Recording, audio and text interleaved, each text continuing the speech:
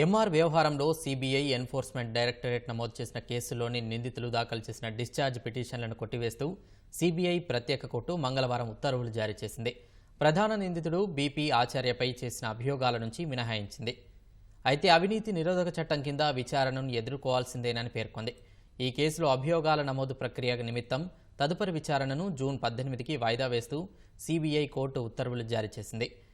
పైసా పెట్టుబడి పెట్టని MR MGF ప్లాట్లను విక్రయించడం ద్వారా 167 కోట్ల 29 లక్షల లబ్ధి పొందగా డాక్యుమెంట్లో చూపిన దానికంటే అధిక ధరకు విక్రయించగా వచ్చిన 96 కోట్లను కోనేరు సునీల్ రెడ్డిలు పంచుకున్నారు. రాష్ట్ర ప్రభుత్వానికి ఎంఆర్ ప్రాపర్టీస్తో 2002లో ఒప్పందం కుదిరినా 2004లో వైఎస్ ప్రభుత్వం రావడంతో అక్రమాలకు తెరలేచింది.